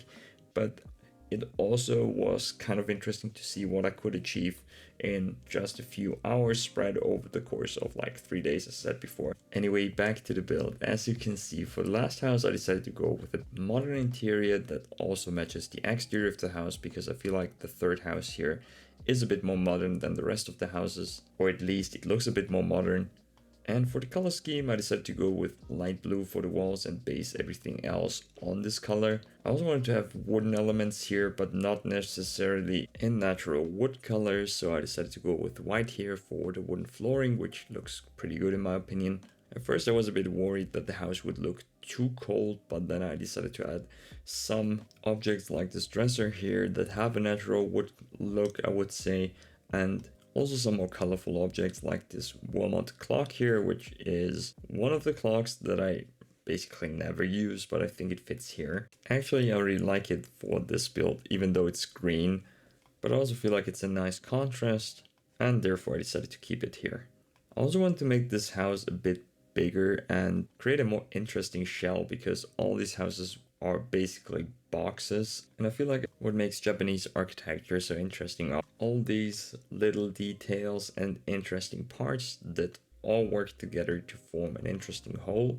And also try to incorporate this into this build here. And I learned a lot from my previous builds, for example the Komorebi neighborhood, which was my first Japanese inspired build. You can check it out on my channel. The video is not really good in any way because there is no commentary, and it's also stop motion, so if you're not interested in that, I wouldn't recommend watching it. But if you're interested in checking out the houses, you can of course either check out the video or download it from the gallery. It's of course fully functional, and with the new for rent pack you can actually use the different small apartments and individual buildings that are created. And I'm still pretty happy how this build turned out, because at the time I wouldn't say a beginner, but I was certainly not an expert in building, which to be honest I'm still not today. However, I put a lot of time into that build because I wanted it to be perfect. I even downloaded custom content, wall art to be more specific, so it's not really custom content, but actually it is. But the game considers it, I think, base game, so you shouldn't have any problems if you actually want to download the Komorebi neighborhood. It should be fine. And as I said before, if you're just interested in checking out the houses themselves, you can go towards the end of the video. There's a showcase section like I do every time with all of my videos. Or if you want to support me, you can of course watch the whole video. It's not very long anyway, I think like 6 minutes or something like that. So moving on to our last part here, which is the coffee shop. So we have 3 houses and the coffee shop. I'm not sure how to make this work, or if you could actually make this work by making use of the new gameplay functions that come with like businesses and hobbies, or is it hobbies and businesses? I'm not sure, I don't own the pack, but I'm pretty sure it should work with for rent, so you could split up the individual houses and have a business here with the new pack. If you own both of the packs, let me know in the comments below how they work, and if you could combine them to make this build work, that would be really interesting for me to know. I recently bought for rent because it was like on super sale at an actual store, and so I got a physical copy which only had a download code inside, which is kind of ridiculous, but I guess that's the reason why it was on sale, because most people just use the online store. Anyway, it was like dirt cheap, so I bought it, and I'm really looking forward to using it because some of the objects look really cool, especially the tiling, but until now it wasn't really enough to convince me to buy it. But the best part about for rent is probably that you could actually split up this lot into 3 different units, so house 1, house 2, house 3, for like individual households, which is really nice. And to be honest, they should have put this in base game. I think it's one of the most basic features they should have included in this game. I will of course test if that's how for rent works, or you guys just tell me in the comments below, but as you know, I'm more of a builder. I'm not really into regular gameplay, and I'm always happy if my houses get used for actual gameplay by you guys. Anyway, we're at the end of the video. If you made it this far, I want to say thank you for watching. I hope you enjoyed my video, and if you did, please don't forget to leave a like. If you're interested in more videos like this, you can always go to my channel, and I know I'll use a lot of packs for this build, but I also have quite a few base game builds on my channel. There's a dedicated playlist for that, and there's also a playlist for 1-pack builds, which is pretty self-explanatory. But if you have only a few packs, you can check out these playlists for builds that work with the packs you have or base game. Anyway, I'm just adding a few more details here and there, and please don't click away, there's a showcase section at the end of the video as always. But that's it for the build part. I hope you enjoyed the video. See you guys next time.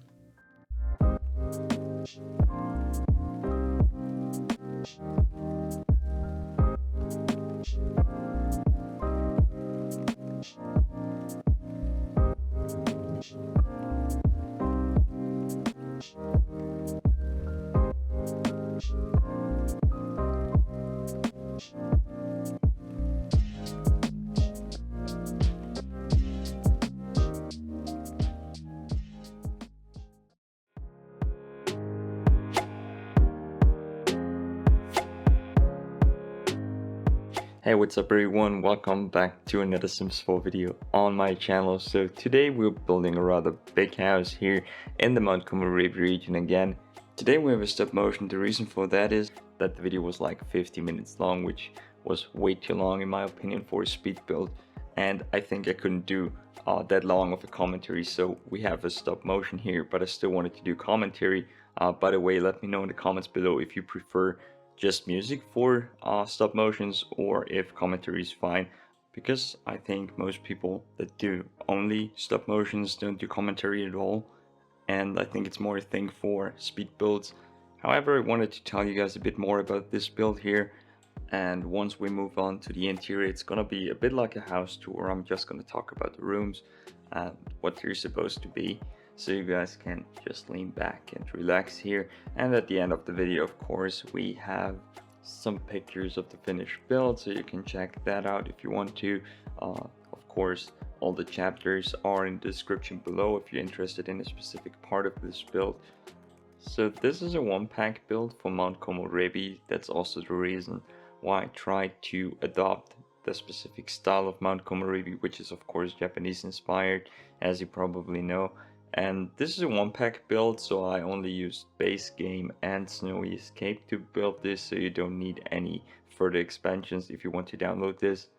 So this is quite a big house for the lot size here, because this is only a 30 by 20 lot, which is a community lot when you start a fresh game called the Hazakura launch. But I'm gonna put the lot details in the description below if you're interested in placing this at the exact same spot as I did here.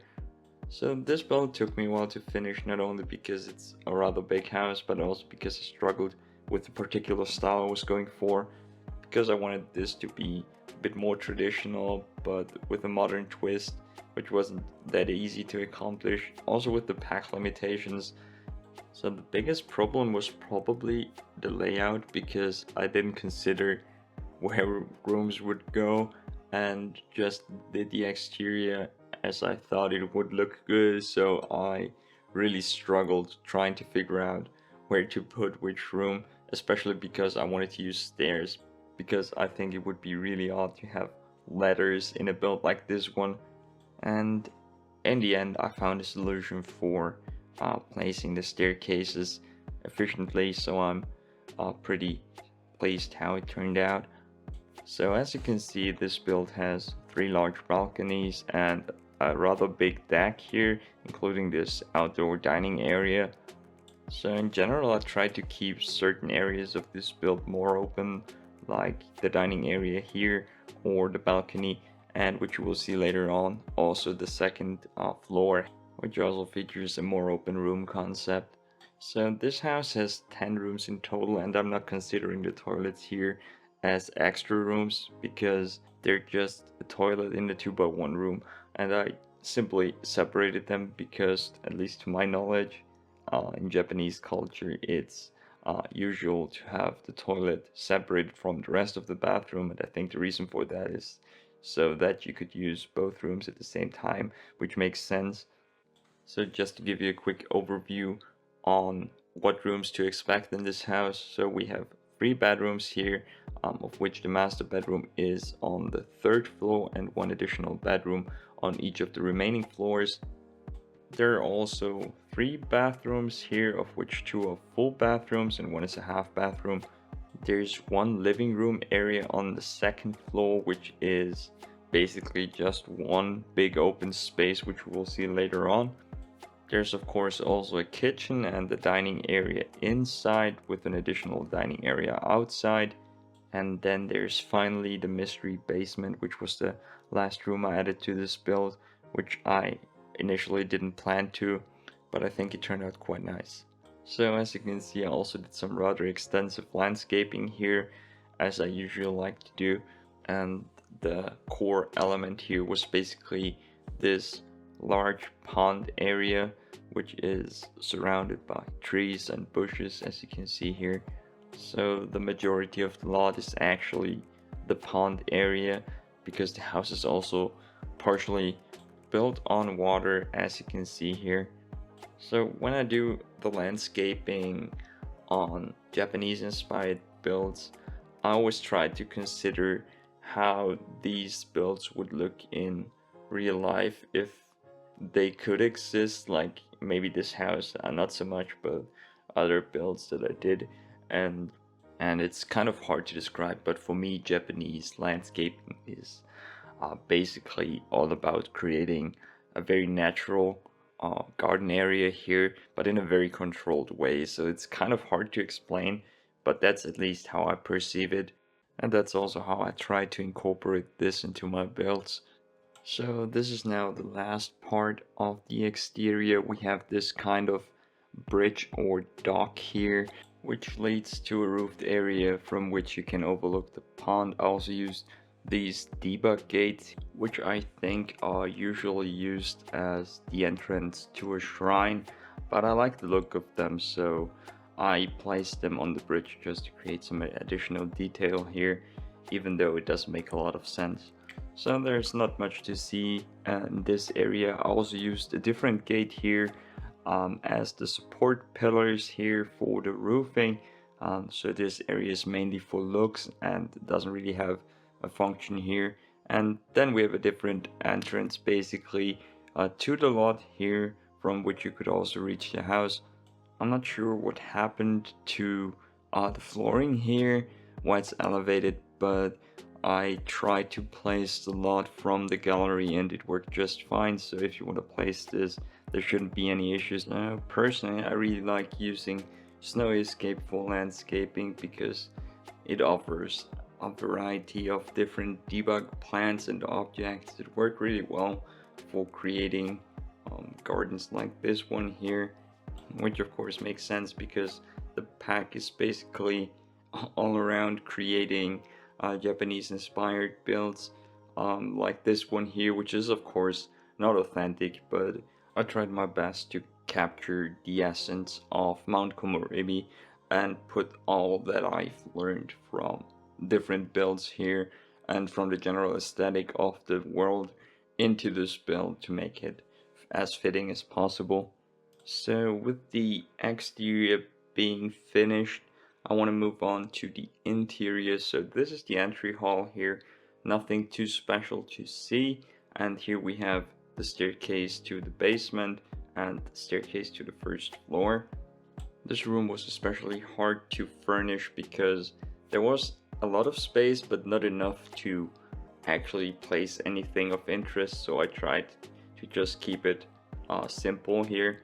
And this is the kitchen area, which was basically the hardest part for me to furnish because I wanted the kitchen to be modern but also traditional looking, so I applied a lot of wood elements like these cedar bars here that I like using a lot, but also some more modern appliances like the fridge or the exhaust hood here. I feel like I might have used too many clutter objects here, but in the end I like the look of it, so I kept them. Let me know in the comments below what you think about the kitchen. Moving on, this is the dining area here. Just a small table. I had a bigger one initially, but I had to remove it because one of the chairs was not accessible here, and for me it's quite important that my belts are actually usable, most of the time at least. This here is the first bedroom, which is on the first floor here, and I think this room would be suitable for like a teenager maybe. It has everything you would need for gameplay as well, and this is also fully functional. Of course, there's a bed, we have a computer, and some additional sitting space. These two rooms here are the hallway next to the entrance area, and here we have our first bathroom, which offers a shower and a bathtub here, and next to it you can see the toilet, which is, as I said before, just a very small 2x1 room. Moving on to the second floor, this is the second bedroom. I would say this one is also for a teenager, maybe a teenage girl, because this one here is more girly, I would say, but I like this one more than the lower one. However, this one is a bit smaller than the lower one. I really like this wall art here because I just discovered it, even though it's base game. I don't know when it was added, but I really like it. And this is the more open area I was talking about earlier. So we have here the entrance to the bedroom, and this is more of an office or just sitting area here, which I tried to keep more open as I mentioned before. So we also have a chess area here, which is nothing too special, but I wanted to use all the space that I had here. And here we have the half bathroom, which only has a toilet and a sink in here, and I was thinking this could be some kind of guest bathroom. Maybe a guest bedroom would have been nice, but there just wasn't enough space. Moving on from the outdoor sitting area here to the actual living room, which is part of this more open area on the second floor. Through this door to the right you can access the second balcony, which is also connected to the second bedroom on the second floor. Wow, a lot of seconds here. And this is the last bedroom, which is also the master bedroom on the third floor. I really struggled here because, as I said, I wanted to keep this modern but also traditional, so I tried to figure out how to do that. I also tried to keep the rooms as bright as possible, and I personally really like this room here. So this is now the basement, which I was talking about earlier, and this room wasn't part of the initial build because I added it once it was finished, just because I thought it would be a nice addition to the build. So I decided to add this underground spa area here, which I hope you like as much as I do, because this took me ages, just because I was trying to consider stuff like containing the moist air in the room so it wouldn't go up the stairs and into the living space, because mold would be a real problem here. I think all the wood elements here don't make a lot of sense, but if you're treated with like varnish, they would probably be water repellent anyway. So this is the last bathroom here, which I said has also a separate 2x1 toilet here, and this is the actual heart of this room, the hot spring bath here, which I really like. I think it looks great with the gravel. So that's it for today. I hope you guys enjoyed the video, and if you did, please leave a like and consider subscribing if you're new to the channel. See you next time. Peace out.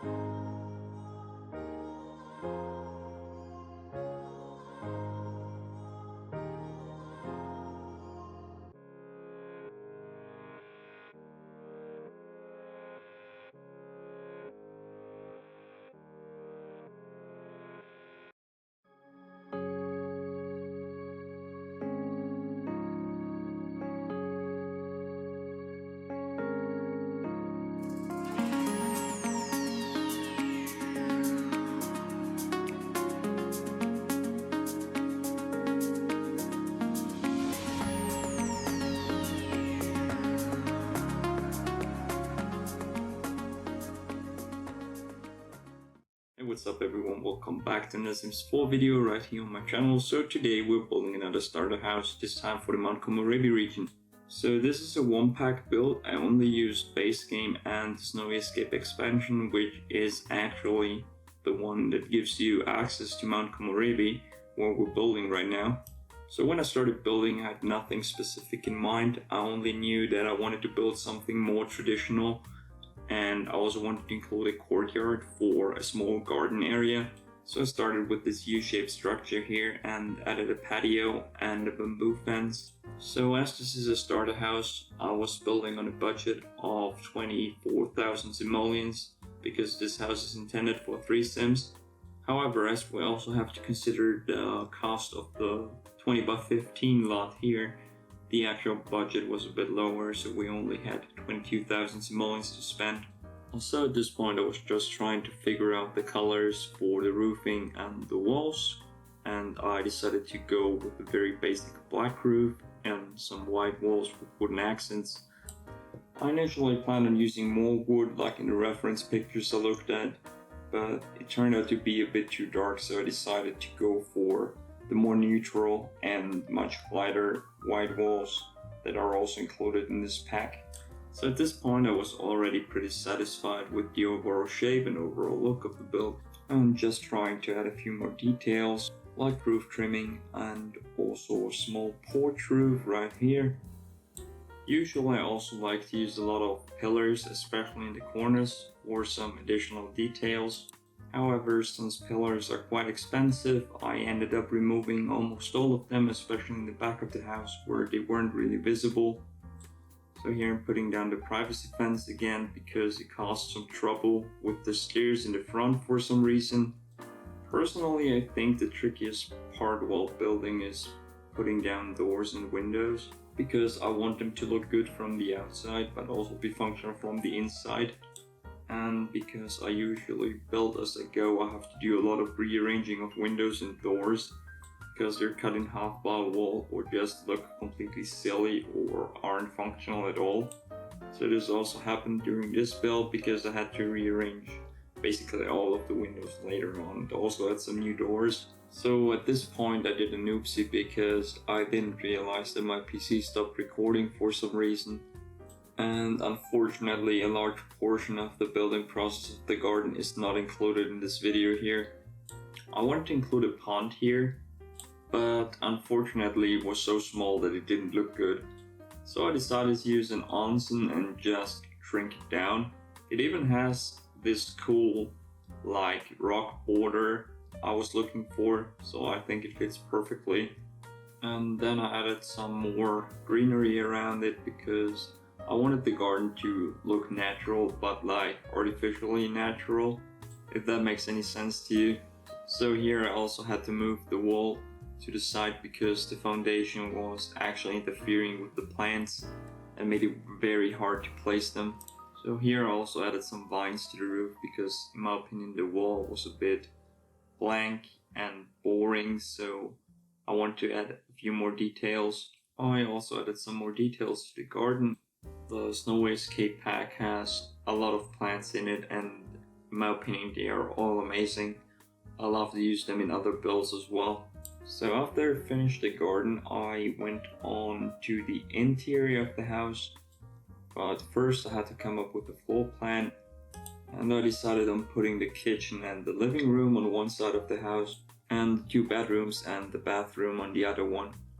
So I put down some grey tatami flooring in the whole house, which would later on be completely replaced by wooden flooring. I also put in this wall here to have a bit more separation between the kitchen area in the front and the living room in the back. And then I started rearranging the windows because they look kind of odd inside. So when it comes to building starter homes, you should usually agree on the most essential items first and then start adding additional stuff when you have some spare money left.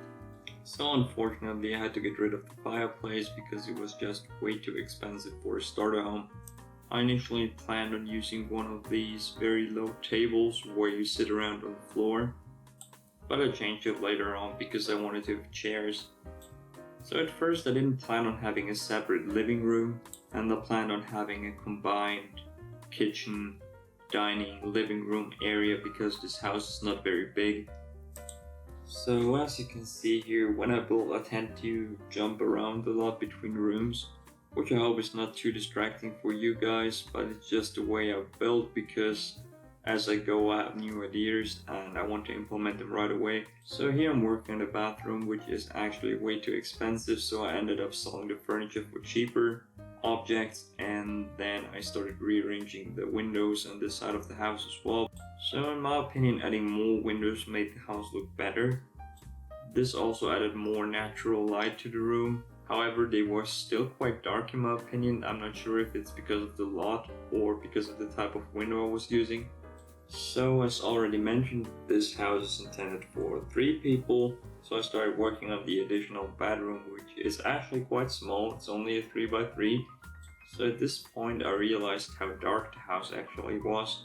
And so I started adding some neutral ceiling lights, which I actually kept. So for the kitchen I wanted to use the original counters, fridge and also stove that came with the Snowy Escape pack, because they look very nice, but they are also very expensive, so I had to be careful because they used up a lot of the budget I had left. So as I was working on the second bedroom, I thought it would be a good idea to have a room for maybe a teenager. So I added an additional workspace here. However, I couldn't afford a computer. I then used some wall art and posters to give the room a more personal look, which I could afford because the posters are only around I think 5 simoleons. So here I'm starting to move around furniture, which took a very long time to be honest, because I wanted to have a proper living room in the back of the house and because I wanted to use a very specific couch from the Snowy Escape pack, which I couldn't fit anywhere in here. So since Mount Komorebi and also this build are inspired by Japanese culture, I wanted to have a place where Sims could take off their shoes before entering the living area. So I added a shoe rack next to the door, which is a bit weird because it is right in the kitchen area, but it didn't work out any other way, so I left it there. And then I moved the dining table to the front, which is alright because this area was a bit empty anyway. And this allowed me to add the couch I wanted and create a nice little sitting area right here. So with the interior basically done, I started working on the exterior, and usually I like to add a lot of greenery. So for this build the landscaping was a bit of a challenge, because as already mentioned before I wanted it to look natural but not completely overgrown. and at this point I've actually used up most of the budget, so I'm placing a lot of free objects here. So these are debug plants, in case you don't know, and I also like to use them on normal builds where I don't build on a budget, just because they look nice and they are usually not available as standard objects. So here I'm using a bit of terrain paint for smoother transitions between the house and the environment outside. I have also added a small car in front of the house to make it look a bit more inhabited. Unfortunately, there was not enough space to build an actual parking space for the car. However, it would have looked odd anyway because we have this sandy ground here. So I guess it makes sense that there is no concrete parking space for the car. So here I'm almost finished. I only did some additional landscaping and put down an additional fence around the house as an extra detail. So these fences are debug objects as well, so they are free. So I actually replaced all of the previously built real fences with debug fences to save some money as well. So at this point I was pretty happy with how the whole lot looked like, and also that I found the debug fence because the real fence would have been way too expensive. I also added some more details to the exterior, like these wooden bars here. They are also debug objects as well. And of course some more greenery and flowers. So I hope you guys like this speed build of my Komorebi starter home. Please let me know what you think about it in the comments below. And if you made it this far in the video, I want you to say thank you, and hopefully see you next time.